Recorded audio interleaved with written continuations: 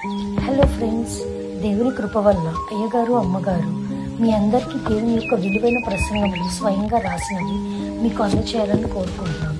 మా పుస్తకంలో సిలువ ధ్యాన ప్రసంగములు 83 ప్రసంగములు, క్రిస్మస్ ప్రసంగములు 50 ప్రసంగములు, బైబిల్లోని స్త్రీల ప్రసంగములు 72 ప్రసంగములు, మోషే సుఖోపవాస ప్రసంగములు 63 ప్రసంగములు. ఈ పుస్తకములు అయ్యగారు అమ్మగారు స్వయంగా రాసినవి మీ అందరికీ అందాలని కోరుకుంటున్నాము. మా పుస్తకములు కావాల్సిన వారు కాంటాక్ట్ అవ్వాల్సిన numbers: Bapatla reverend doctor P Jayapal గారు, phone number 9866412025. Guntur doctor P Prasadarao గారు, ఫోన్ నెంబర్ 9413685994 అండ్ 9705789407. మా పుస్తకంలో మీరు తీసుకొని చదివి ఆదరణ పొంది దేవుని మహిమపరచాలని కోరుకుంటున్నాము. Don't forget to like the video. Thank you. వాక్యం కొరకు ప్రార్థన చేసుకుందాము. అందరూ కూడా ప్రార్థన చేసుకోవాలి. ప్రభా నాతో మాట్లాడండి అని మనం ప్రార్థన చేసుకున్నట్లయితే ఆయన తన ఆత్మ ద్వారా మనతో మాట్లాడు. ప్రేమ గల మాట్లాడి దైవ ఇంతవరకు ఈ సన్నిధిలో ఆయన స్థుతుల ద్వారాను, పాటల ద్వారాను, ఆరాధన ద్వారా మహిమ పొందినటువంటి ఇదిగో ఇప్పుడు నీ మాటలు వినవచ్చున్నప్పుడు నాతో మాట్లాడండి. వాక్యమైన ఇస్తున్నాము, నిన్ను వేడుకుని ప్రార్థిస్తున్నాము తండ్రి. కూర్చున్నాం. ఇశ్రాయేలీ యులంతా ఎంతో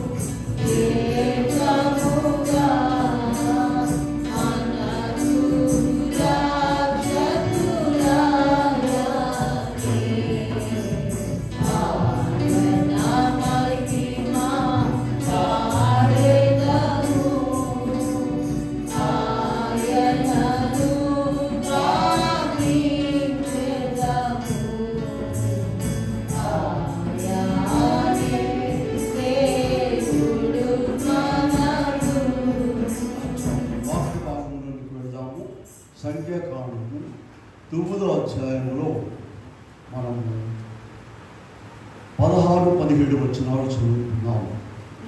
నిత్యమును అలాగే జరిగినది. మేఘము మందిరమును కమ్మి రాత్రియందు ఆకారం కనబడింది. ఆ మేఘము గుడారము మీద నుండి పైకెత్తబడిన ఇశ్రాయేలీయులు ప్రయాణం సాగి ఆ మేఘము ఎక్కడ నిలిచెను అక్కడనే ఇశ్రాయేలీయులు తమ గుడారములను వేసుకొనిరి. చాలు. ప్రియమైన దేవుని బిడ్డలారా, ప్రభు నామమున కృపా సమాధానములు దేవుడు మీకు ఎల్లరికూ అనుగ్రహించును గాక. ఆమేన్. ఇప్పుడు మనం చదువుకున్న భాగము ప్రభు ఐగుప్తు దాస్యములో ఉన్నటువంటి ఇశ్రాయేలీయులను మోషేను పంపించి విమోచించి వారిని నడిపిస్తూ ఉన్నారు.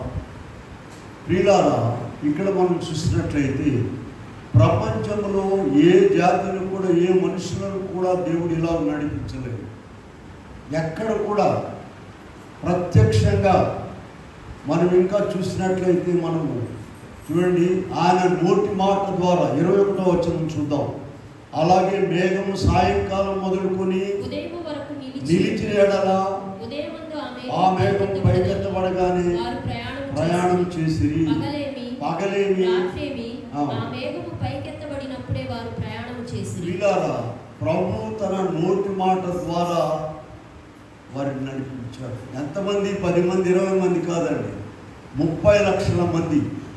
ఇక్కడ మనము నిర్గమకాండం 9వ అధ్యాయంలో 17 నుండి 22 వరకు మనం చూసుకున్నట్లయితే చాలా విచిత్రమైన ప్రయాణం. చూడండి, మనం రాసిన పుస్తకంలో మోషే ప్రసంగాల్లో 252వ పేజీ 255వ పేజీలో 2 పటాలు కూడా ఇచ్చాము. చూడండి, అది వాక్యానుసారమైనదే, బైబిల్ పండితులు ఇచ్చినటువంటి పటమే. చూడండి, 30 లక్షల మంది ప్రయాణం చేయడం కూడా ఒక ఆర్డర్. 12 గోత్రాలు ఉన్నాయి కదా, మొదట ఏ గోత్రం వాడు ఉండాలి, తర్వాత ఎవరు, లాస్ట్ ఎవరు. అలాగే విడిది చేసినప్పుడు కూడా వారి మధ్యలో వారి యొక్క మందిరాన్ని, అదే మొబైల్ అండి, ప్రత్యక్ష గుడారాన్ని పెట్టుకునేవారు. చుట్టూ కూడా 4 వైపులా 4 3 12 గోత్రాలు ఉండేవారు. ఏ వైపున ఏ గోత్రం ఉండాలి మీరు ఆ పటంలో చాలా జాగ్రత్తగా, ఎందుకంటే బైబిల్లో నుండి, మరి యాలిస్ బైబిల్లో నుండి దాన్ని లేటెస్ట్ ఎడిషన్లో కాపీ చేసి మనం రాసాం. దాంట్లో చాలా విచిత్రమైనటువంటి ప్రయాణము, విచిత్రమైన పద్ధతిలో ప్రభువు వారిని నడిపించాడు. అరణ్యంలో ఒక 30 లక్షల మంది వెళ్ళాలంటే అది సామాన్యమైన విషయం కాదైతే మీరు 114వ అధ్యాయంలోనికి వెళితే అక్కడ చాలా స్పష్టంగా కొన్ని విషయాలు కనబడుతుంటాయి. 114వ అధ్యాయం అంతా కూడా ఇశ్రాయేలీయుల యొక్క ప్రయాణం గురించి మాత్రమే అక్కడ చాలా చక్కగా వివరించబడి ఉన్నది. చూడండి, ఐగుప్తులో నుండి ఇశ్రాయేలు అన్య భాషలు గల జనములో నుండి యాకోబు బయలువెళ్ళినప్పుడు యూదా ఆయనకు పరిశుద్ధ స్థలమాయెను, ఇశ్రాయేలు ఆయనకు రాజ్యమాయెను. 3వ వచనం, సముద్రము దానిని చూచి పారిపోయెను, యోర్దాను నది వెనుకకు మళ్ళెను, కొండలు పొట్టేళ్ల వలెను, గొర్రె పిల్లల వలెను, సముద్రమా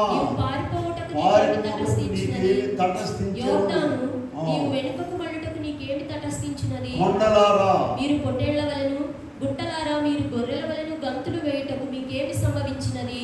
భూమి. చాలు ప్రియులారా, 30 లక్షల మంది వెళుతూ ఉంటే ప్రభువారి ముందు నడుస్తుంటే సృష్టికర్త కొండలు గుట్టలన్నీ ఏమైపోయినట, ప్రక్కకు వెళ్ళిపోయినాయి.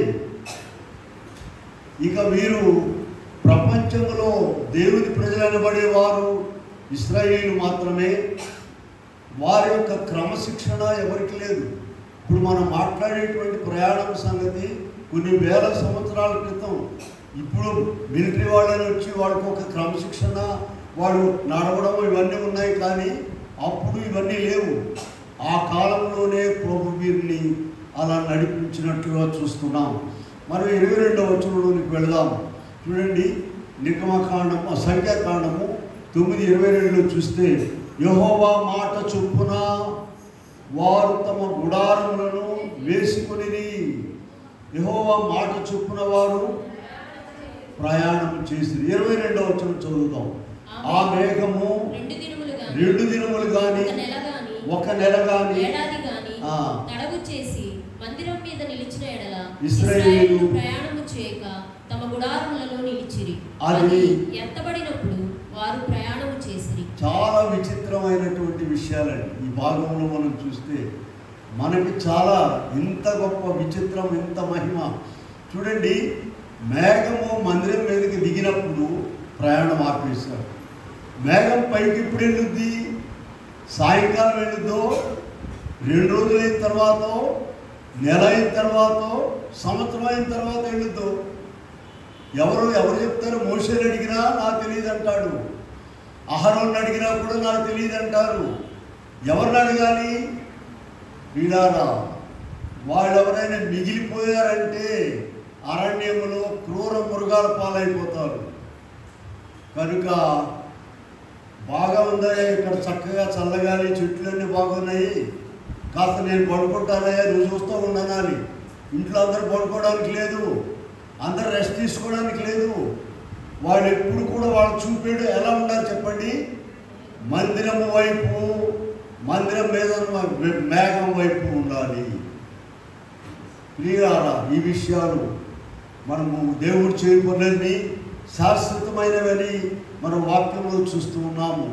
ఇవన్నీ కూడా ఆనాటి నుండి ఈనాటి వరకు మనకు సూచనగా ఉన్నాయి. ఇశ్రాయేలీయుల యొక్క చూపంతా కూడా ఎటుండాలి చెప్పండి? మందిరం వైపు. ఎందుకు ఉండాలి? మందిరం మీద నుండి మేఘం పైకెత్తబడినట్లయితే బయలుదేరా అవన్నీ కూడా వాళ్ళు డేరాల్లో నివసించేవారు. ఎవరిది వాళ్ళు డేరాలు బీక్కొని భుజాలు వేసుకుని వెళ్ళిపోవాలి. ఎవడు మొయ్యగలిగింది వాడు పెట్టుకొని.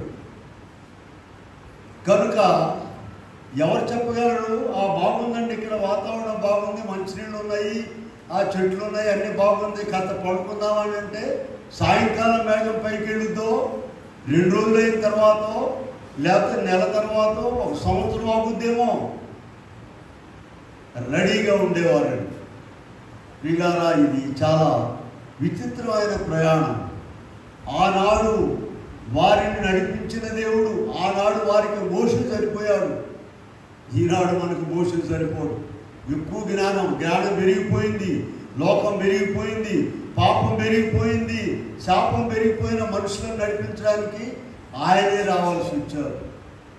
సర్వలోక సృష్టికర్తే రావాల్సి వచ్చారు. అందుకే పాడతాం కదా, ఇశ్రాయేలు సైన్యమునకు ముందు నడచిన దైవమా, ఇశ్రాయేలు సైన్యమునకు ముందు నడచిన దైవమా, వేణు మాతో చూడనుంది మమ్ము నడిపించుము.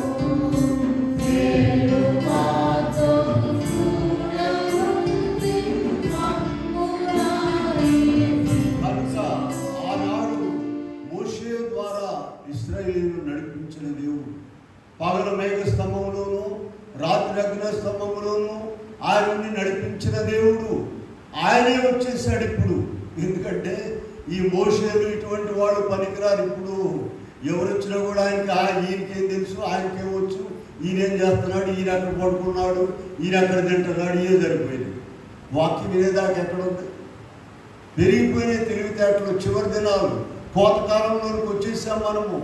అందువలన మనుషులు చాలా కనుక దేవుడే వచ్చి మనలను నడిపిస్తూ ఉన్నాడు. వీళ్ళారా, వాక్యంలో 2 మాటలు ఉన్నాయండి. ఏంటంటే అవి హెబ్రీ పత్రిక 11వ అధ్యాయము 13వ వచనంలోను, మొదటి పేతురు పత్రిక 2:11లో ఏమున్నాయంటే, ఈ లోకంలో మనము యాత్రికులము పరదేశులమై ఉన్నాము అనేటువంటి మాట చూస్తాం. హెబ్రీ 11:13 చూడండి. వీరందరూ ఆ వాగ్దానముల ఫలమును అనుభవించకపోయినను దూరము నుండి చూచి వందనము చేసి తాము భూమి మీద పరదేశులమును యాత్రికులమునై ఉన్నామని ఒప్పుకొనిగారు. ప్రియులారా, మనము కూడా యాత్రికులము మర్చిపోవాకండి. ఈ యాత్రలో ఆయన పంపిస్తేనే వచ్చాము మనము, లేదా మనంతట మనం రాలేదండి. ఆయన రమ్మనప్పుడు తిరిగి వెళ్ళాలి. 139వ దావీదు కీర్తనలో 16వ వచనంలో దావీదు గారు ఏం చెప్తున్నారంటే, నియమింపబడిన దినములలో ఒక్కటైనను కాక మునిపే నా దినములన్నీ నీ గ్రంథములో లిఖితములాయను. ప్రియులారా, రావడము పోవడం అన్నీ కూడా ఆయన ఇష్టం ప్రకారమే. ఈ లోకానికి రావడం ఆయన కొంతమంది ముందెళ్ళిపోతున్నారు ఆయన ఇష్టం లేకుండా.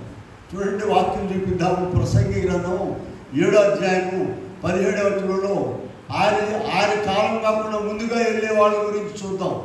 ప్రసంగి 7:17 అధికముగా దుర్మార్గపు పనులు చేయకము, బుద్ధిహీనముగా తిరగవద్దు, నీ కాలమునకు ముందుగా నీ వేళ చనిపోవదు. వీళ్ళేంటండి, వాళ్ళ కాలానికి ముందే వస్తున్నారు వీళ్ళు. నీ కాలానికి ముందుగా నీ వేళ చనిపోవదు. బుద్ధిహీనమైన పనులు చేయడం ద్వారా, దుర్మార్గమైన పనులు చేయడం ద్వారా అలా చనిపోతున్నారు. అయితే వీళ్ళారా, ఒకటి గమనించండి, మనం ఈ లోకానికి రావడం కానీ, జీవించడం కానీ, మళ్ళా వెళ్ళడం కానీ అన్నీ కూడా ఎవరి చేతిలో ఉన్నాయండి? దేవుని చేతిలోనే ఉన్నాయి. రావడానికి మన చేతిలో లేదు, వెళ్ళడం మాత్రము ప్రసంగి 7:17 చూపించారు. కొంతమంది ముందే వెళ్ళిపోతున్నారు. ప్రభు ఏర్పాటు కాలంలో కొందరు వెళుతున్నారు. 90వ కీర్తనలో 3వ వచనంలో ఏముంటుందంటే, 90వ కీర్తనలో నీవు మనుషులను మంటికి మార్చుచున్నావు. నీవు మనుషులను మంటికి మార్చుచున్నావు. నరులారా తిరిగి రండని నీవు సెలవించున్నావు. ప్రియులారా, 2 కేకలు ఉన్నాయండి బైబిల్లో. లోకానికి మానవులకు దేవుడు 2 కేకలు ఇచ్చారు. ఒకటేమో తొలి కేక, రెండోది మరి కేక. తొలి కేక ఏంటంటే మత్తయి సువార్త 11:28 ప్రయాసపడి భారం మోసుకుంటున్న సమస్తమైన వాళ్ళారా నా యొద్దకు రండి, మీకు ఎందుకయ్యా అట్లా చేస్తారు, నా యొద్దకు రండి, మీరు వేకువనే లేచి చాలా రాత్రి అయిన తర్వాత పండుకొంచు వ్యర్థమే తన ప్రియులు. అందుకని మొదటి కేక ఏంటంటే, అయ్యా నా దగ్గరికి రండి, వచ్చి నెమ్మది పొందండి, ఆయాసపడవద్దు. ఇక ఆ మాటలు వెళ్ళలేదనుకోండి, ఇప్పుడు మనం 90వ కీర్తనలో మనం చూసినట్లయితే ఏముంది, రెండో కేక మలి కేక. నరులారా తిరిగి రండని నీవు సెలవిచ్చుచున్నావు. ఇక ఆయన రమ్మన్న తర్వాత ఇక్కడ ఆగేవాడు ఎవరు లేడు. అయ్యా 4 రోజులు ఆగండి, ఈ సంవత్సరం ఆగండి వస్తానంటే అట్లా నీ పప్పులు ఉడకవు, ఆయన పిలవగానే వెళ్ళిపోవు. కనుక ఈ దేవుని యొక్క మాట చొప్పున మాత్రమే మనము జీవిస్తున్నాం అనే విషయాన్ని గుర్తుంచుకోవాలి. దేవుని మాట చొప్పున మాత్రమే, తెలియకుండా ఆయన ఎంతో ప్రేమ కలిగిన వాడు కనుక ఆహారం ఇస్తున్నాడు, ఆరోగ్యం ఇస్తున్నాడు, నెమ్మది సమాధానం ఇస్తున్నాడు, దీవిస్తున్నాడు. ఆయనను ఎరిగినా ఎరగకపోయినా, ఆయనను స్తుతించినా స్తుతించకపోయినా దానిని అలుసుగా తీసుకోకూడదు పిల్లారా. కనుక ఇక్కడ మనం చూసినట్లయితే అందుకని ఇక్కడ ఏం చెప్పారంటే 90వ కీర్తనలో 12వ వచనంలో మాకు జ్ఞాన హృదయము కలుగునట్లు చేయము, మా దినములు ఆ దినములు లెక్కించడం రాదా ఏంటి, వచ్చు కానీ తప్పు లెక్కలు వేస్తున్నారు. పెద్ద వయసు అయ్యేటప్పటికి ఏం చేస్తారమ్మా, లెక్కలు కొన్ని వేల రూపాయలు లెక్క బాగానే వేస్తారు, కానీ వయసు లెక్క వేయడం మాత్రం ఆడ తప్పులు వచ్చేస్తారు. అందుకని ఏం చెప్పారు ఇక్కడ, మాకు జ్ఞాన హృదయము దయచేయము, మా దినములు లెక్కించుటకు మాకు నేర్పుము. ఆ 10వ వచనంలో చూసినట్లయితే 98లో మా ఆయుష్కాలము 70 సంవత్సరములు. చూడండి ఎలా తగ్గిపోతూ వచ్చిందో. ఆదికాండంలో 6:3లో ఏముందంటే 6వ అధ్యాయం 3వ వచనంలో వారి దినములు 120 ఏళ్ళు. వారి ఆయుష్కాలం ఎంతంట, 120 ఏళ్ళు అయిపోయింది. 127 అయిపోయి 70కి వచ్చింది, 80కి వచ్చింది, 70కి వచ్చింది. అయితే ఇంకా మనం 5వ అధ్యాయంలో చూస్తే ఒక్కొక్కరు 930 సంవత్సరాలు. ఆదాము, మెతుషెల 969 ఇలాగూ చూడండి. 900 నుండి 120కి వచ్చింది, 120 నుండి 80, 80 నుండి 70కి వచ్చింది. ఇందాక మనం ప్రసంగి 7:17 చదివినట్టుగానేమో కొంతమంది ముందే దుర్మార్గపు పనులు చేయడం ద్వారా బుద్ధిహీనముగా తిరగడం ద్వారా వెళ్ళిపోతూ ఉన్నారు. ఏదేమైనా సరే మనము భూమి మీద యాత్రికులము. ఆయన మాట చొప్పున మాత్రమే ప్రతి పనిని కూడా చేస్తూ ఉన్నాము, మర్చిపోద్దండి. జ్ఞానం ఇస్తున్నాడు ఆయన, బలం ఇస్తున్నాడు, శక్తి ఇస్తున్నాడు. ఉదయం లేచి పనులు చేసుకుంటున్నాం, అన్నిటి వెనక ప్రభు యొక్క హస్తం ఉందని గుర్తించాలి మనము. అదే ఇక్కడ ముందుగా నేను మీకు చూపించింది ఏంటంటే సంఖ్యాకాండము 9వ అధ్యాయంలో 17 నుండి 23 వరకు జాగ్రత్తగా చదువుకోండి. ఎంత విచిత్రమైన ప్రయాణమో, ఎంత ఆశ్చర్యకరమైన ప్రయాణమో దేవుడు తన నోటి మాట ద్వారా వీళ్ళారా మనలను కూడా ఇప్పుడు అలా నడిపిస్తూ ఉన్నారు, మర్చిపోవాలండి. అదే విషయాన్ని మనం ఇప్పుడు చూడండి.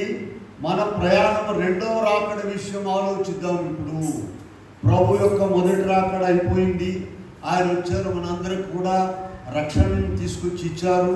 ఇప్పుడు 2వసారి రాబోతున్నారు. మత్తయి సువార్త 24వ అధ్యాయంలోనికి వెళదాం ఒకసారి.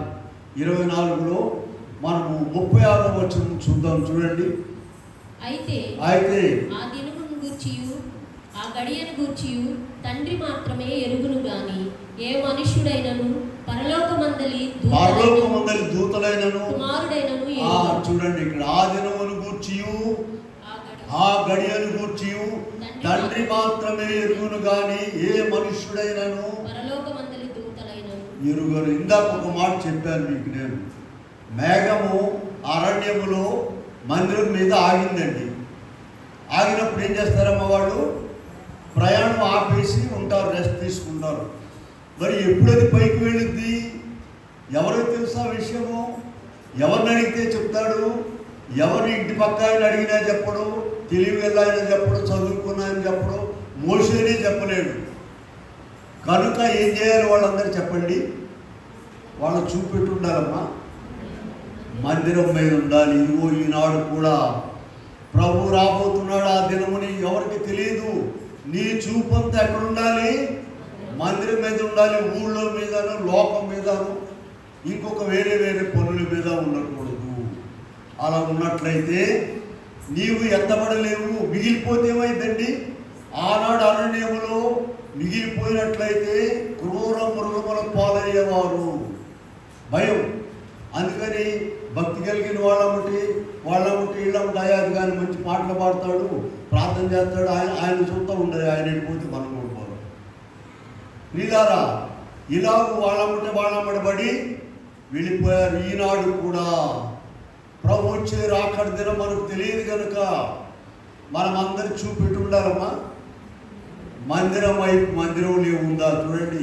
పాస్ అయ్యేవాడు, మంచి మార్కులు తెచ్చుకునేవాడు, ఒక రోజు ఏదో కొన్ని పరిస్థితులు బట్టి కాలేజీకి వెళ్ళలేకపోతే తెల్లారించి వాడు ప్రాణం తీస్తాడు అందరినీ. నిన్నేం చెప్పారా? మొదటి పీరియడ్ ఏం చెప్పారు, రెండో పీరియడ్ ఏం చెప్పాడు. ఇప్పుడు ఈ తప్పేవాడు, గాలికి తిరిగేవాడికి ఏ రోజైనా ఒకటే, ఆదివారం ఒకటే, బడికి వెళ్ళకపోయినా ఒకటే, తప్పడానికి రెడీగా ఉన్నాడు కదా. మనం అలా ఉండకూడదు. మందిరంలో ఏం జరుగుతుంది, ఏ కార్యక్రమాలు జరుగుతున్నాయి అనేదాన్ని మనం పరిశీలించుకొని మన చూపంతా ఎటు ఉండాలమ్మ చెప్పండి? మందిరం వైపు ఉండాలి. అటువంటి వారు మాత్రమే ఎత్తబడతారు. చూడండి 24వ అధ్యాయంలో ఉన్నాం మనము. మత్తయి సువార్త 37వ వచనం కూడా చదువుదాం. 37వ వచనం. నోవహు దినములలో మనిషి కుమారుని రాకడ అలాగే ఉండెను. జలప్రళయమునకు ముందు దినములలో నోవహు ఓడలోనికి వెళ్ళిన దినము వరకు వారు తినుచు త్రాగుచు పెళ్లి చేసుకుని పెళ్లికిచ్చుచు ఉండేది. జలప్రళయము వచ్చి అందరినీ కొట్టుకొని పో వరకు ఎరుగకపోయింది. దయచేసి ఇక్కడ ఒక విషయం గమనించండి. చూడండి, నోవహు దినాల్లో జలప్రళయం వచ్చే వరకు కూడా జనులు ఏం చేస్తున్నారంట? తినుచు త్రాగుచు పెళ్లి చేసుకొనుచు పెళ్లికిచ్చుచు ఉండిరి. ఇక్కడ ఒక పాయింట్ చూడండి. నోవహు కుటుంబం వాడు తింటలేదా? వాళ్ళ అబ్బాయి పెళ్లిళ్ళు చేయలేదా? చేశారు, తింటున్నారు. మరి ప్రజలను గురించి ఎందుకు రాశారంటే ప్రజలకు ఇదే పని. నోవహు కుటుంబాలు తింటున్నారు, అన్ని చేస్తున్నారు. కానీ ప్రభు రాకడ ఎప్పుడు? ప్రభు జలప్రళయం పంపించబోతున్నాడు, నాశనం అయిపోతారు అందరూ, మేము రక్షించబడాలి అనేటువంటి ఆలోచనలో ఉన్నారు. తిన్నా కూడా తినకపోయారు. మనం కూడా ఈ దినాల్లో ప్రియులారా ప్రభు ఇచ్చిన ఆహారమును బట్టి తినవచ్చు, త్రాగవచ్చు, పెళ్లి చేసుకోవచ్చు, పెళ్లికి ఇవ్వచ్చు. అయితే ప్రభు రాకడ ఇందాక 36వ వచనంలో చదివాము. ఆ దినమును గూర్చియు ఆ గడియను గూర్చియు తండ్రి మాత్రమే ఎరుగును గాని ఏ మనుషుడైనను దూతలైనను కుమారుడైనను ఆ దినము కొరకు బహు జాగ్రత్తగా ఉండాలి. అలాగూ నోవహు దినములలో జాగ్రత్తగా ఉండని వారందరూ కూడా జలప్రళయంలో నశించిపోయారు. ప్రియులారా, ఇప్పుడు అగ్ని ప్రళయము సిద్ధముగా ఉన్నది. ఈనాడు ఈ లోకానికి, ప్రపంచానికి అగ్ని ప్రళయము సిద్ధముగా ఉన్నది. చూడండి, అగ్ని ప్రళయం ఎక్కడుందో 2వ పేతురు పత్రికలో ఒకసారి మనం వెళ్ళినట్లయితే అక్కడ ప్రభు దినము దొంగ వచ్చినట్లు వచ్చును. ఆ దినమున ఆకాశములు మహాధ్వనితో గతించిపోవు. పంచభూతములు 10వ వచనం, 3వ అధ్యాయం 10వ వచనం 2వ పేతురు. పంచభూతములు వికటమైన వేండ్రముతో లయమైపోవును. భూమి దాని మీదనున్న కృత్యములు కాలిపోవును, ఇవన్నీ ఇట్లు లయమైపోవునవి గనుక ఆకాశములు రవులుకొని లయమైపోవునట్టు పంచభూతములు మహావేంద్రంతో కరిగిపోవునట్టు దేవుని దినపు రాకడ కొరకు కనిపెట్టుచు దానిని ఆశతో అపేక్షించుచు మీరు పరిశుద్ధమైన ప్రవర్తనతోను భక్తితోను ఎంతో జాగ్రత్త గలవారై ఉండవలెను. ఆయనను మనం ఆయన వాగ్దానమును బట్టి క్రొత్త ఆకాశముల కొరకును క్రొత్త భూమి కొరకును కనిపెట్టుచున్నాము. వాటి యందు నీతి నివసించును. ప్రియులారా, అదిగో ఆనాడు జల ప్రళయంలో అందరూ కూడా నశించిపోయారు. ఇప్పుడు అగ్ని ప్రళయం కాసుకుని ఉన్నది. అనేకమైనటువంటి సిద్ధాంతాలు చెప్తూ ఉన్నారు. ఇదిగో భూమి మార్పు చెందబోతుంది, సూర్యుడు మార్పు చెందబోతున్నాడు. అయితే మనం ఇక్కడ గమనించవలసింది ఏంటంటే, వారి చూపంత ఆనాడు సంఖ్యాకాండం 9వ అధ్యాయంలో ఇశ్రాయేలీయుల ప్రయాణంలో అరణ్యంలో వారి చూపంత ఎక్కడుంది చెప్పండి? మందిరం మీద ఉంది. ఎందుకని? ఇదిగో అరణ్యములో క్రూర మృగములను తప్పించుకొని దేవుని ప్రజల వెంట దేవునితో పాటు వెళ్ళాలని, వాగ్దాన దేశానికి వెళ్ళాలని వాళ్ళ చూపంతా కూడా మందిరం మీద ఉన్నది. ఈనాడు కూడా ఇదిగో ప్రభువును నమ్ముకున్నటువంటి మనము, ఆయన ఏర్పాట్లో ఉన్న మనము, లోకంలో చాలామంది ఉన్నారండి మనకంటే గొప్పవారు. వారందరిని వదిలిపెట్టి దేవుడు మనల్ని ఏర్పరచుకున్నారు. మన చూపంతా కూడా మందిరం వైపు ఉండాలంటే, చూపంతా మందిరం వైపు ఉండాలంటే పని పాట చేసుకోకుండా ఎక్కడే ఉండాలండి అని కాదు. ఇందాక చదివాం వాక్యం. నోవహు దినముల్లో ఏం చేశారు? జనులు తినుచు త్రాగుచు పెళ్లి చేసుకోవచ్చు, పెళ్లికి ఇచ్చుచూ ఉన్నారండి. నోవహు తన 3 కుమారులకు షేము, హాము, యాపేతు 3 కూడా పెళ్లిని చేశాడు. కానీ అందరూ కూడా ఓడలోనికి వెళ్ళారు. ఎందుకని? వాళ్ళు భోజనం చేస్తున్నారు, రోజు పనులు చేసుకుంటున్నారు. కానీ ప్రభు యొక్క ప్లాన్ ఎలా ఉంది? ఆయన మందిరము, ఆయన యొక్క మాటను జాగ్రత్తగా చూస్తున్నారు. ఆనాడైతే వారికి పరిశుద్ధ గ్రంథం లేదండి. ఈనాడు దేవుడు మనల్ని ప్రేమించి 66 పుస్తకాల గ్రంథాన్ని ఇచ్చి ఎన్నో విషయాలు బోధిస్తూ ఉన్నారు. ఇదిగో ఇప్పుడు మనం చదివిన 2వ పేతురు పత్రికలో అగ్ని ప్రళయముల గురించి చాలా స్పష్టంగా ఉన్నది. కనుక ఇక్కడ మనం చూసినట్లయితే లోతు దినాలు కూడా చూద్దాం. లూకా సువార్త 17వ అధ్యాయంలో 28వ వచనం నుండి చూసినట్లయితే లోతు దినాలు, సొదొమ గొమొర్రా పట్టణాల గురించి ఉన్నది. లోతు దినములలో జరిగినట్లు జరుగును. జనులు తినుచు త్రాగుచు కొనుచు అమ్ముచు నారు నాటుచు ఇల్లు కట్టుకొనుచు. అయితే లోతు సొదొమ విడిచిన దినమున. కనుక ప్రియులారా, సొదొమ గొమొర్రా పట్టణాల మీద అగ్ని దిగినట్టుగా ఇప్పుడు ప్రపంచం మొత్తం మీద అగ్ని దిగబోతున్నది. నీకు ఇచ్చిన పనులు నువ్వు చేసుకో, ప్రభు ఇచ్చిన పనులు చెయ్యి. చదువు, ఉద్యోగాలు, పిల్లలు, చంటి బిడ్డలు, పెద్దలు అందరూ ఎవరి పనులాడు జరిగించుకుంటూనే ఒక కంట దేవుని యొక్క ప్రణాళికను, దేవుని మందిరమును, దేవుని చిత్తమును, దేవుని విషయాలేంటో గుర్తించుకోవాలి ప్రియులారా. ఆ దినముల గురించి ఎవరికి కూడా తెలియదు కనుక పాత నిబంధనలోనే చూడండి. మనము యోవేలు గ్రంథంలో చూసినట్లయితే ఆ దినమున యెహోవా నామమును బట్టి ఆయనకు ప్రార్థన చేయి వారందరూ రక్షించబడుదురు అనేటువంటి మాటను మనము ఆ యోవేలు గ్రంథంలో ఆ దినమున యెహోవా నామమును బట్టి ఆయనకు ప్రార్థన చేయి వారందరూ రక్షింపబడుదురు. 2వ అధ్యాయము 32వ వచనం. యోవేలు గ్రంథము 2వ అధ్యాయం 32వ వచనము. ఏ దినమండి? ఏ దినం అనేటువంటిది మనకు తెలియదు. మీరిందాక నేను చెప్పిన మొట్టమొదటి మాట దయతో జ్ఞాపకం చేసుకోనండి. మందిరము మేఘం మీద ఉన్నప్పుడు ప్రయాణం ఆపేశారు. మందిరము పైకెత్తబడినప్పుడు ఏం చేశారమ్మా? ప్రయాణం చేశారు. ఎప్పుడు పైకెత్తబడుతుంది? 1 దినమా? 2 దినాలా? ఆ ఉదయకాలము మందిరం మీద ఆగిందండి. అందరూ కూడా ప్రయాణం ఆగేశారు. ఆ అబ్బాయి 10 దినాలు ఉంటుందేమోలే, 1 నెల ఉంటుందేమో అనుకుంటే సాయంత్రం బయలుదేరితే సాయంత్రం మేఘం వెళ్ళిపోతే ఏం చేయాలి? అర్ధరాత్రి 12 గంటలకు మేఘం పైకెత్తబడితే ఏం చేయాలి? ప్రియులారా, పాత నిబంధనలో ఉన్నటువంటి విషయాలు, ఎందుకంటే దేవుడు చెప్పిన లూకా సువార్త 1:37లో క్రిస్మస్ కాలంలో ఒక మాట మనం చెప్పుకుంటాం.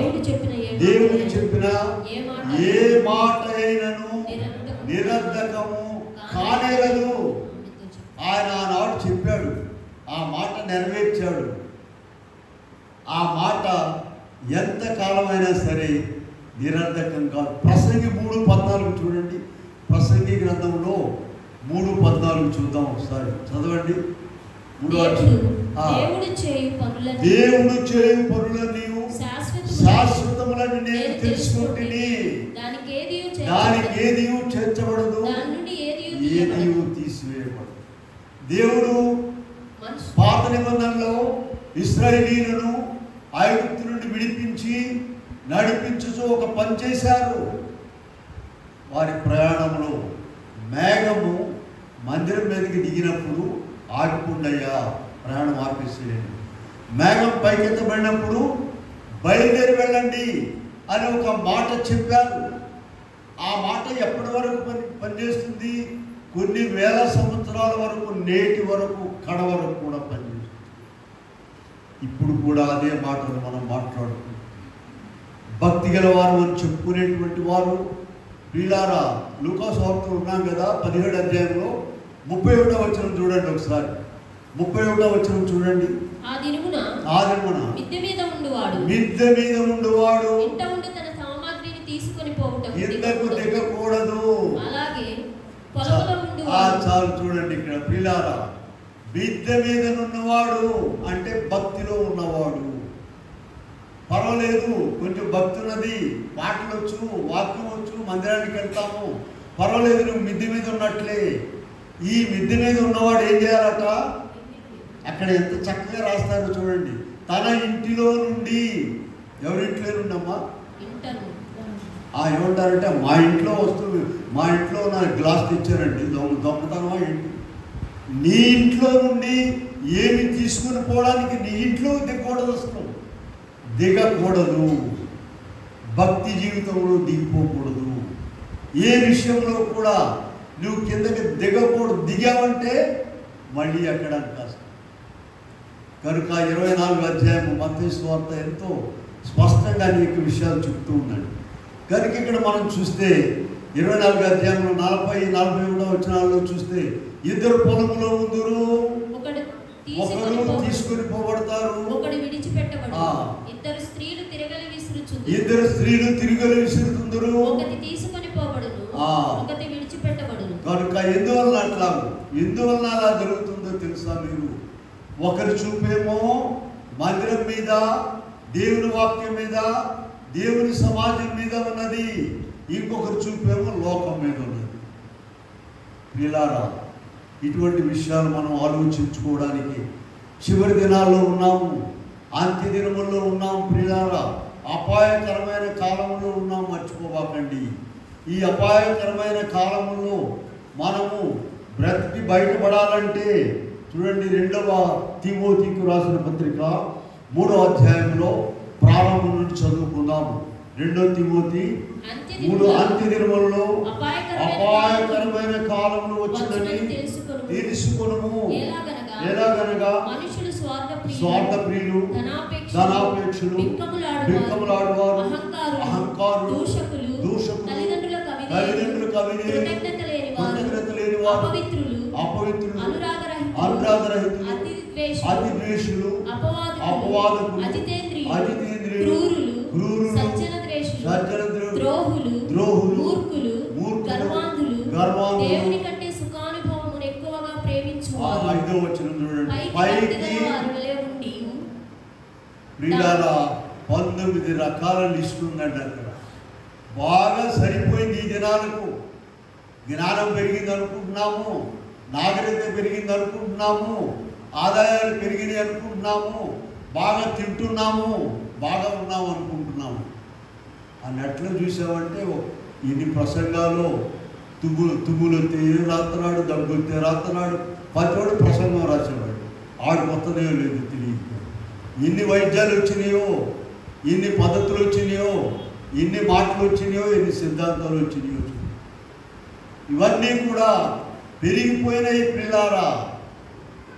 ఇక్కడ 2 తిమోతి పత్రికలో 3వ అధ్యాయంలో 1 నుండి 5 వరకు చూస్తే 19 విషయాలు రాశారండి. ఇవన్నీ కూడా ఈనాటి లోకానికి సరిపోతున్నాయండి. 5వ వచనంలో ఏమి రాశారు? పైకి భక్తి గల వారి వలె ఉండి దాని శక్తిని ఆశ్రయించని వారులై ఉన్నారు. ఇట్టి వారికి విముఖుడవై ఉండుము. ఇటువంటి వారికి విముఖులై ఉండాలి. ప్రియులారా, పాటలు అందరూ కలిసి పాడతారు, వాక్యం అందరూ కలిసి చెప్తారు, వింటారు. భక్తి అనేటువంటిది వ్యక్తిగతమైనది మర్చిపోబాకండి. నీ భక్తిని బట్టి నీకు అక్కడ తీర్పు ఉంటుంది. అందరు కలిసి పాట పాడతారు, అందరు కలిసి ప్రార్థన చేస్తారు, అందరు కలిసి వాక్యం చదువుతారు. కొన్ని సంఘాలు ఏం చేస్తారంటే ఒక వచనం అయ్యగారు, ఇంకో వచనం సంఘం చదివిస్తారు. మంచిది. భక్తి అనేది ఏంటి చెప్పండి? వ్యక్తిగతమైనది. నీలో ఎంతవరకు భక్తి ఉన్నదో ప్రభు చూస్తారు.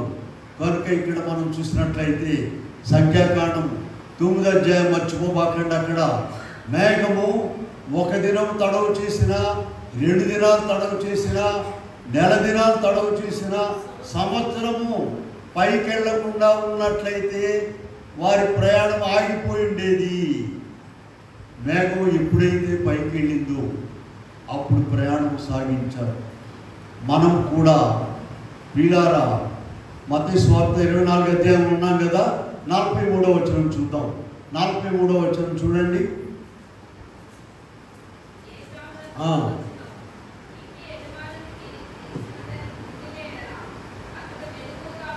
దొంగ ఏ జామున వచ్చునో ఇంటి వారికి తెలియదు కనుక. ఇలారా అటువంటి గొప్ప ప్రమాదంలోనికి మనం వెళ్ళబోతూ ఉన్నాం. జాగ్రత్త. 21వ వచనం చూద్దాం. మత్తయి సువార్త 24:21. లోకారంభము నుండి ఇప్పటి వరకు అట్టి శ్రమ కలుగలేదు, ఇక ఎప్పుడూ కలుగబోదు. వీళ్ళారా జాగ్రత్తగా వినండి. ప్రభువు మనల్ని ఇక్కడ తీసుకొచ్చాడు. మన జ్ఞానాన్ని బట్టి, మన శక్తిని బట్టి కాదండి. నేనైనా సరే, మీరైనా సరే ప్రభు నడిపించుకొచ్చారు. ఈ మాటలు నీకు వినిపించడానికి, నాకు వినిపించడానికి తీసుకొచ్చాడు. 27వ వచనం చూడండి. 24వ అధ్యాయంలో ఉన్నాం కదా. 27వ వచనంలో మెరుపు తూర్పున పుట్టి ఎలాగూ కనబడునో రాకడై ఉండును. చూడండి, ఆ మెరుపు ఎంతసేపు ఉంటుందండి? 1 సెకండ్ మాత్రమే. ఆ సెకండ్లోనే నీవు ఎత్తబడిపోవాలి. అందుకని సిద్ధపడాలి. రేపు సిద్ధపడతాను. దైవజనులు రాకడ ప్రార్థనలు, స్తుతులను రాశారండి ఒక పుస్తకము. దాంట్లో ఎంత చక్కగా రాశారు చూడండి. ప్రభు వచ్చేసాడు అనుకోవాలట. ఆ మాట రాశారు. నేడే ప్రభు వచ్చు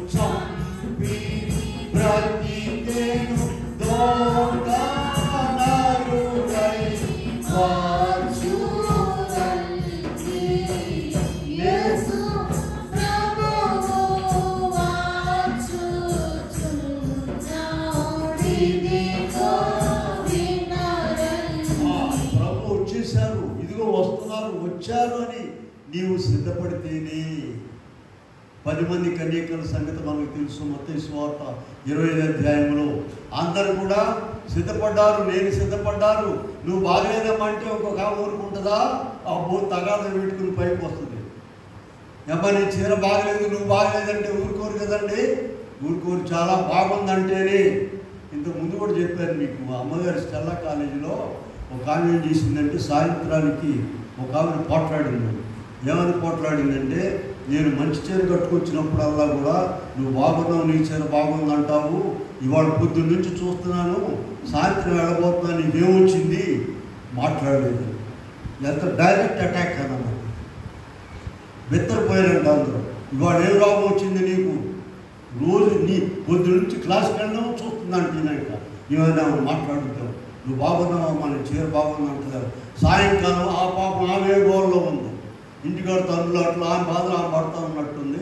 ఇక వెళ్ళబోతా డైరెక్ట్ అటాక్ ఇచ్చింది. ఇలా పొగిడితేనే నువ్వు పైకి వస్తావా? ఎవరైనా పొగడాలా? డబ్బులు ఇచ్చి మనుషులు పెట్టుకోరాదు. ఎవరు ఉంటారు బుడమక్కలు వాళ్ళని డుమ్ము వాయిస్తా, వాళ్ళకి నెలకి ఎంత ఇస్తే పక్కనే నియమట వస్తుంటారు. గొప్పదానివమ్మ, అందమైన దానివమ్మ అని. వీళ్ళారా ఇవి కాదు. ఆలోచించండి. ప్రభువు మెచ్చుకోవాలి, ప్రభువు చెప్పాలి. చూడండి, ఇక్కడ జరిగిన విషయం ఏంటంటే, మిగిలిపోయామంటే అరణ్యంలో క్రూర మృగాల పాలైపోతారు. ఐగుప్తులు మిగిలిపోయారు. వాళ్ళ గురించి చూద్దాం. చూడండి, సంఖ్యాకాండంలో 33:3 చూడండి. సంఖ్యాకాండంలో 33 అధ్యాయంలో 3వ వచనంలో అక్కడ మిగిలిపోయిన వారు ఎలా ఉన్నారో చూద్దాం. అన్ని 3 లేనండి. 33:3. మొదటి నెల 15వ దినమున రామశేషుల నుండి మరునాడు హతము చేసిన తొలిచూలు ఐగుప్తీయులు పాతి పెట్టుకొనుచుండగా కన్నుల ఎదుట ఐగుప్తులో మిగిలిపోయిన వారి సంగతి ఏంటో ఆలోచించండి. ఒకడింటికి వచ్చి ఇంకొకటి ఏడ్చేటువంటి పద్ధతి కూడా. ఈ ప్రతి ఇంటిలో శవం ఉంటే ఇంకా ఆడింటికి పోయి ఈడేమి ఏడుతాడు? ఐగుప్తులో మిగిలిపోయిన వారు వారి యొక్క శవములను పాతి పెట్టుకొనుచుండగా జయోత్సాహముతో ఇశ్రాయేలీయులు బయలుదేరి వెళ్ళారు. రేపు మనము కూడా అంతే. గమనించండి, ఇప్పుడు వాళ్ళే గొప్పలాగా ఉన్నారు, అన్యులే గొప్పలాగా ఉన్నారు, వాళ్ళే రైట్ అన్నట్టు. భక్తి లేని వాళ్ళకి మన వాళ్ళు నామకార్థమైన వాళ్ళకి ఎలా ఉంటుందంటే వాళ్ళే రైట్గా ఉన్నారండి, మన వేడుకొచ్చి లాభమే ఉంది అని అనిపిస్తూ ఉంటుంది. ప్రియులారా, ఇక్కడ చూడండి మిగిలిపోయిన వారు ఎలా ఉన్నారో. నిర్గమకాండము 12వ అధ్యాయంలో 29వ వచనంలో మనం చూసినట్లయితే మన వాళ్ళు బయలుదేరేటప్పుడు జరిగిన పరిస్థితి కనబడుతుంది. 29వ వచనంలో అర్ధరాత్రి వేళ జరిగినదేమనగా సింహాసనం మీద కూర్చున్న చెరసాలలో ఉన్న ఖైదీ యొక్క తొలి పిల్ల వరకు తొలి పిల్లలందరినీ, పశువుల తొలి పిల్లలందరినీ హతము చేశాను. ప్రియులారా, ఈ విషయాలు అనేకమైన విషయాల సందర్భాల్లో ప్రవక్తలు రాశారు. కీర్తన గ్రంథంలోకి ఒకసారి వెళ్దాం. చూడండి, 135:8లో మనం చూసినట్లయితే అక్కడ కూడా వాళ్ళు ధ్యానం చేస్తూ ఉన్నారు. ఈ విషయాలు చదువుతున్నారా?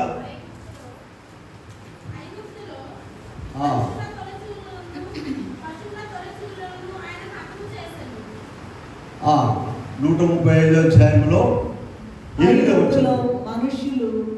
మనుషుల తొలిచూలను పశువుల తొలిచూలను ఆయన హతము చేశాను. 36లోకి వెళ్ళండి. 136:10 కూడా చూడండి ఒకసారి. 136 ఐగుప్తు దేశపు తొలిచూలను హతము చేశాను, ఆయన కృప నిరంతరము. ప్రియులారా, రేపు మనము ప్రభు మధ్యాకాశంలోకి వచ్చినప్పుడు, మనము ఎత్తబడినప్పుడు లోకంలో ఉన్న వారికి భయంకరమైనటువంటి శిక్ష అండి. ఇదిగో 7 ఏళ్ల శ్రమలు మొదలవుతాయి. 7 ఏళ్ల శ్రమలు. వాళ్ళు ఇప్పుడంటే ఊరికినే కావాలంటే సరిపోతున్నారు, ఇవ్వంటే సరిపోతున్నారు, ఆడే సరిపోతున్నారు. లేదు వీళ్ళు రాకపోయినా కూడా మందలు చూడండి, అహ్మదాబాద్ విమాన ప్రమాదం ఎంతమంది అండి? ఒకేసారి 100 మంది చనిపోయారు. అయితే మన ప్రయాణంలో మనం ఎత్తబడిన తర్వాత దయచేసి గమనించండి, మనం ఎత్తబడిన తర్వాత 7 ఏళ్ల శ్రమలు మొదలవుతాయి. ఇప్పుడు ప్రకటన 9:6లోనికి వెళ్ళండి. ప్రకటన గ్రంథము 9వ అధ్యాయము 6వ వచనంలోనికి వెళ్ళండి. ఆ దినమున మనుషులు మరణమును వెతుకుదురు గాని అది వారికి దొరకనే దొరకదు. ఇప్పుడేమో ఉద్యోగాల కొరకు, ఇళ్ల కొరకు, ఇళ్ల స్థలాల కొరకు వెతుకుతూ ఉన్నారండి, మంచి బట్టల కొరకు. ఆ దినమున మరణము కొరకు వారు వెతుకుతారు కానీ అది వారికి దొరకనే దొరకదు. ఏం చేస్తుందంటే అది వారి యొద్ద నుండి పారిపో. ఇందాక మనం ఆరాధనలో కూడా చదివాం చూడండి. ప్రకటన 6లోకి వెళ్దాం ఒకసారి. 14 నుండి మనం చూసినట్లయితే 6వ అధ్యాయంలో మరియు ఆకాశ మండలము చుట్టబడిన గ్రంథము వలెనే తొలగిపోయింది. ప్రతి కొండయు దీపము వాటి స్థానము తప్పెను. భూరాజులను సహస్రాధిపతులను ధనికులు బలిష్ఠులను దరిద్రులు ప్రతి దాసుడును ప్రతి స్వతంత్రుడును కొండ గుహలలోను బండ సందులలోను దాగుకొని సింహాసనాసీనుడై ఉన్న వారి యొక్కయు గొర్రెపిల్ల యొక్కయు ఉగ్రత మహాదినము వచ్చెను. దానికి తాళజారిన వాడెవడు? మీరు మా మీద పడుడి అని ఆయన సన్నిధికి గొర్రెపిల్ల ఉగ్రతను మరుగు చేయుడని పర్వతములతోను బండలతోను చెప్పుచున్నారు. ఐగుప్తులో మిగిలిపోయిన వారు ఏం చేశారండి? శవాలు పాతి పెట్టుకుంటుంటే వీళ్ళేమో జయదూరులతో వెళ్ళారు. అరణ్యములో మిగిలిపోయిన వారి సంగతి ఏం చెప్పండి? అరణ్యములు మిగిలిపోయారంటే క్రూర మృగములు పాలయ్యేవారు. రేపు 2వ రాకలో మిగిలిపోయిన వారి సంగతి ఏంటంటే ఇక మరణించడానికి కూడా లేదు. పూర్వకాలం అంటే బాయిలో పడి చచ్చేవాళ్ళు అండి. ఇప్పుడు బాయిలో పడతారు. లేటెస్ట్ కదా ఫిగర్స్. కరెంటు పట్టుకోవడము, బళ్ళ కింద పడటం. సావుల్లో కూడా 2 రకాలు. దెయ్యాలంటే అక్కడ పోయి పోట్లాడుతూ ఉంటాయంటారు 2 దెయ్యాలు. నువ్వేమో నేను విమాన ప్రమాదంలో చచ్చిపోయావు, నువ్వేమో బండి కింద పడ్డావు, నేనే ఎక్కువ. సావు 2 ఒకటే. విమాన ప్రమాదం చచ్చిపోయిన వాళ్ళు ఎక్కువ అంట, బండి కింద పడ్డవాడు. ప్రియులారా, ఇలా కాదు. ప్రభు సన్నిధిలో దేవుడు ఎంతోమంది లోకంలో ఉండగా మనలో ఏర్పరచుకున్నాడు. మన పిలుపును స్థిరపరచుకోండి. ఒక అమ్మాయిని అబ్బాయికి ఇస్తామన్నారు, అబ్బాయికి ఇస్తామన్నారు, బాగా ఉంటున్నారు, తీయ పెట్టకుండా ఆ కుటుంబం ఈ కుటుంబం ఇట్లా కాదులేమని ఏమంటారు? నిశ్చితార్థాలను పెట్టుకుంటారు లేదా? ఆ పెట్టుకుని అందరికి కనబడేటట్లుగా ఆ దండలు మార్చుకోవడం కార్యక్రమాలు. మనం కూడా ప్రభువు మనకిచ్చినటువంటి పిలుపును, ఏర్పాటును నిశ్చయం చేసుకోవాలి. లేకపోయినట్లయితే గొప్ప ప్రమాదంలోనికి వెళ్తాము. అయితే ఇక్కడ ఒక విషయం గమనించుదాం మనం ముగించుకునే ముందు. చూడండి, ఇందాక ఒక మాట చెప్పాను నేను మీకు. ఏ మాట అంటే చూడండి, ఆ మాట ప్రసంగి 7:17. అది ఒకసారి చదివి మనం ముందుకెళ్దాం. ప్రసంగి 7:17.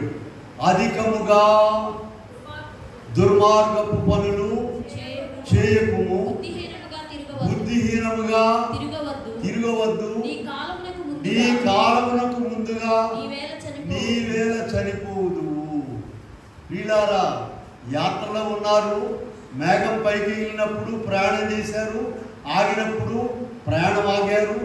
అయినా కూడా కొంతమంది ఇదిగో ప్రసంగి 7:17 మనం చదివినట్లుగా కొన్ని బుద్ధిహీనమైన పనులు అక్కడ చేశారు.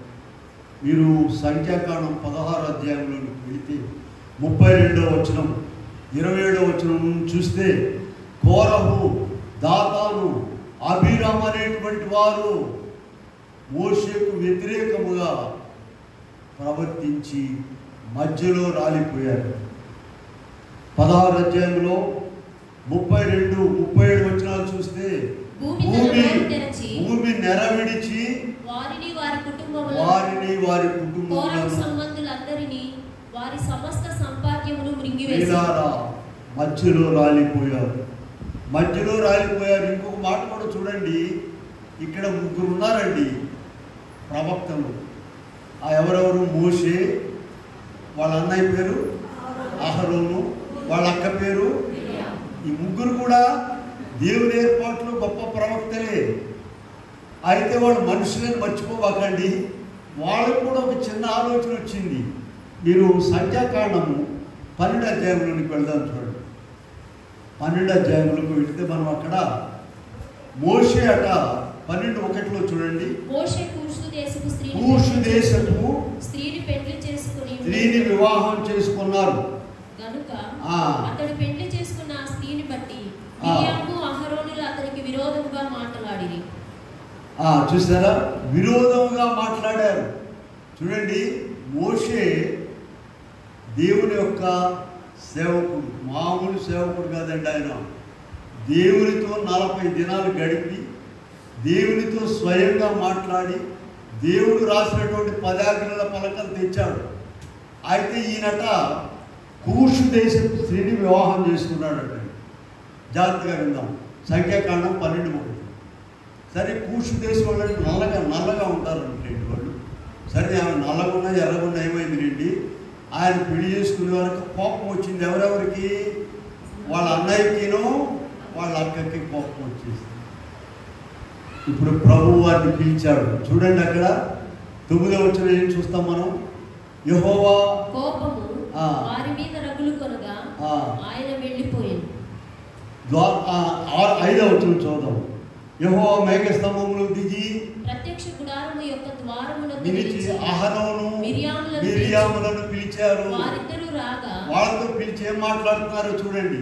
ఆయన వారిద్దరు రాగా ఆయన నా మాట వినుడి, మీలో ప్రవక్త ఉండిన ఎడల యెహోవాకు నేనే దర్శనమిచ్చి అతడు నన్ను తెలిసికొన్నట్లును కలలో అతనితో మాట్లాడుతూ నా సేవకుడైన మోషే అట్టివాడు కాడు, అతడు నా ఇల్లంతటిలో నమ్మకమైన వాడు, నేను గూఢభావములతో కాదు దర్శనమిచ్చి ముఖాముఖిగా అతనితో మాట్లాడుదును, అతడు యెహోవా స్వరమును నిదానించి చూచును. కాబట్టి నా సేవకుడైన మోషేకు విరోధముగా మీరేలా భయపడలేదని, నా సేవకుడైన మోషేకు విరోధముగా మాట్లాడడానికి మీరు ఎందుకు భయపడరు? చూసారా, ఆ పనిష్మెంట్ ఏమొచ్చిందండి? మిరియామునకు కుష్ఠరోగం వచ్చేసింది. సీరియస్గా ప్రభు పిలిచి మాట్లాడాడు. దేవుడు వారితో మాట్లాడి వెళ్ళిపోయారు. ఇక పైకి వెళ్ళిపోయారు. 9వ వచనంలో చూడండి, యెహోవా కోపం వారి మీద రగులు కొనగానే వెళ్ళిపోయాను. మేఘమును ఆ ప్రత్యక్ష గుడారం మీద నుండి ఎత్తబడిన అప్పుడు మిరియాము హిమము వంటి తెల్లని కుష్టు గలదాయను. అహరోను మిరియాము వైపు చూచినప్పుడు ఆమె కుష్టు గలదిగా కనబడింది. అప్పుడు అహరోను, అయ్యో నా ప్రభువా, మేము అవివేకులము పాపులమై మేము చేసిన పాపము. మీరు ఆ కింద భాగంలో చూస్తే మళ్ళీ మోషే ప్రార్థన చేశాడు. మిరియాము కొరకు ప్రార్థన చేసినప్పుడు ఆమె బాగుపడింది. 10 దినాలు బయట ఉన్నామని చెప్పారు, తర్వాత బాగుపడింది. అంతవరకు కూడా మళ్ళీ ప్రయాణం చేయకుండా ఆగింది. కనుక ఇక్కడ దేవుని సేవకులైన వారిని సపోర్ట్ చేయమని కాదు. వారు ఎవరి స్వాధీనంలో ఉన్నారండి? దేవుని స్వాధీనంలో ఉన్నారు. దేవుని కంటే నీకు ఎక్కువ జ్ఞానం ఉన్నదా? ఎవరో పనికి మాలింది గాలికి తిరిగేవాడు 2 రోజులు కూటానికి వచ్చి ఒక మాట చెప్పేలేరు అనుకో. దేవుని వాక్యం గొప్పదా? ఈ మాట గొప్పదా? చూడండి, ఆదికాండంలో దేవుడు ఏదైనా వనమును చేసి ఆయన ప్రణాళిక చాలా గొప్పదిగా ఉందండి.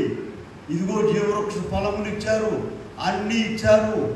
మీరు ఒక్క పండు మాత్రం తినవద్దని చెప్పారు, ఒక చెట్టు. సాతాను వచ్చి ఏం చెప్పింది? ఇది నిజమా? ఒక్క మాటే, ఇది నిజమా?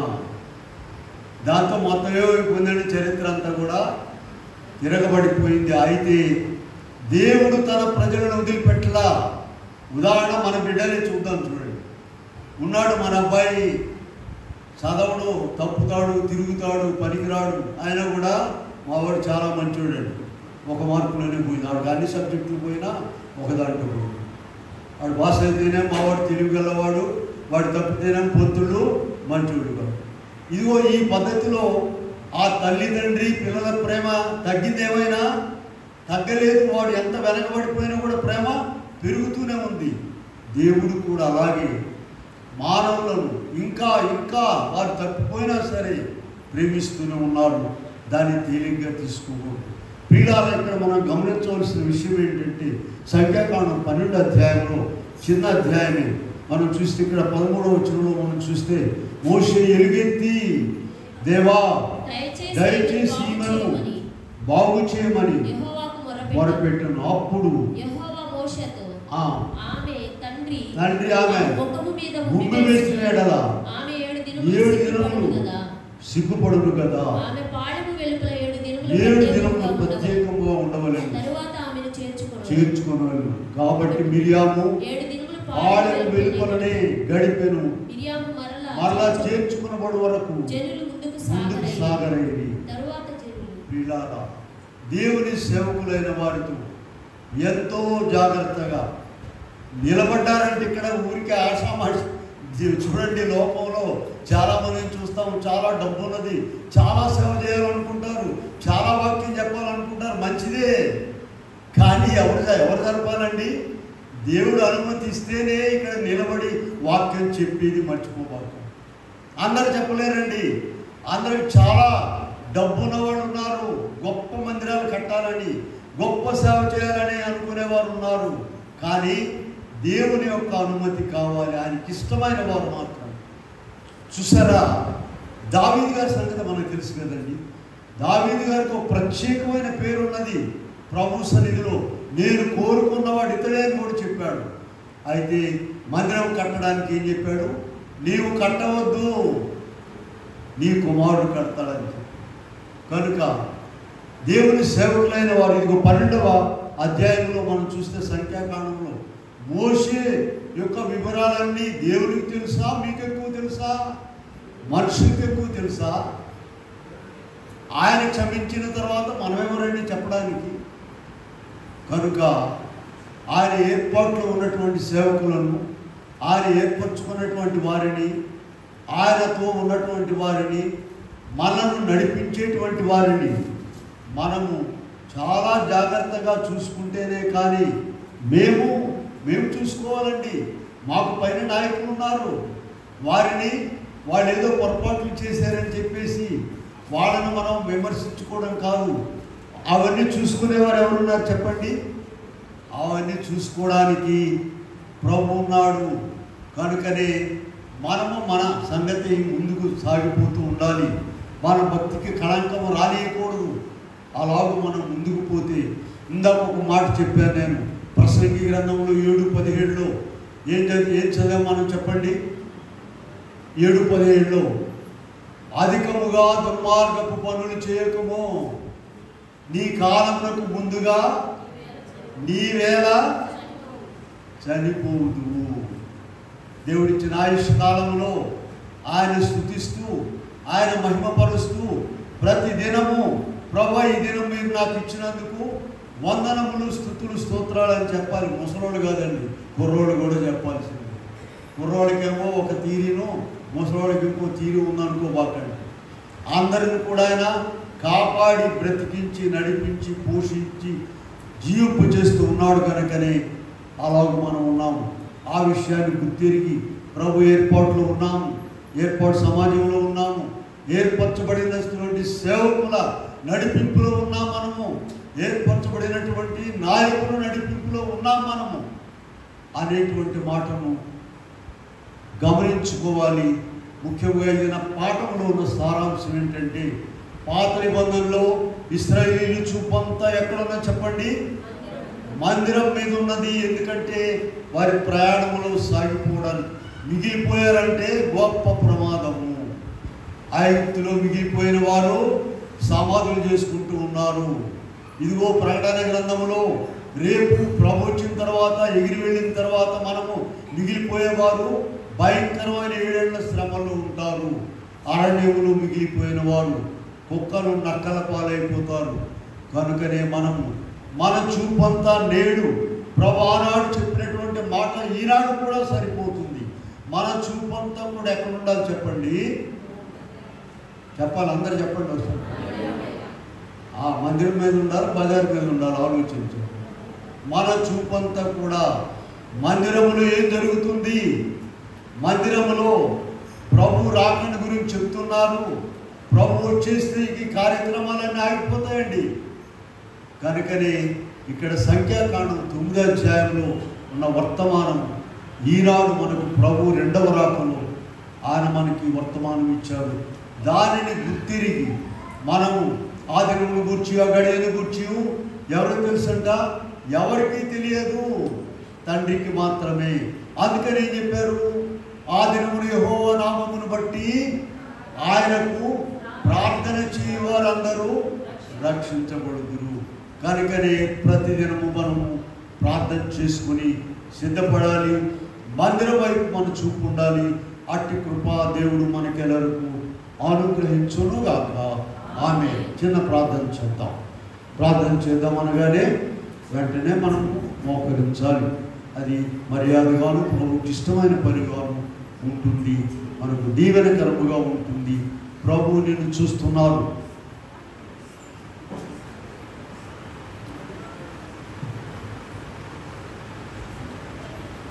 ప్రార్థన అనగానే నా యందు భయభక్తులు కలిగి బిడ్డ మోకరించారు అని ప్రభు సంతోషించే పద్ధతిలో ప్రేమగల మా తండ్రి దయగలరు. నాయన దేవుడు చెప్పిన ఏ మాట అయినను నిరర్ధకం కానేరదు అని ప్రసంగిలు రాయించారు. ఆనాడు మీరు ఇశ్రాయేలీయులను నడిపించిన విధానం చూసినట్లయితే ఈనాడు కూడా మమ్మల్ని అలా నడిపిస్తూ ఉన్నారు. మీరు అక్కడ ఎప్పుడో మాకు తెలియదు, ఏ దినమో ఏ క్షణమో వాక్యంలో ఇప్పుడే చూసాము నాయన. మెరుపు తూర్పు నుండి పడమనకు ఎలాగో ఒక సెకండ్లో వెళ్ళిపోతుందో అలాగూ మనిషి కుమారుని రాకుండా ఉంటుందని వింటున్నాము. నీ గ్రంథంలో రాయబడిన ప్రతి ఒక్క మాట సున్నా పొల్లైనా కూడా తప్పిపోదని చెప్పావు. ఆ మాటలు మాకు ఇచ్చినావు కానీ మేము మా చూపంతా కూడా మందిరం వైపు, నీ వైపు, నీ వాక్యం వైపు చూసుకొని సిద్ధపడి మేఘం ఎక్కే కృప దయచేయండి. మిగిలిపోకుండా నాయన, 7 ఏళ్ల శ్రమంలో మిగిలిపోకుండా మేఘం ఎక్కే కృప ప్రతి బిడ్డకు దయచేయమని, దీవించమని, దీవెనకర్త నామమున నిన్ను వేడుకుని ప్రార్థిస్తున్నాము తండ్రి. ఆమె. కూర్చుందాము.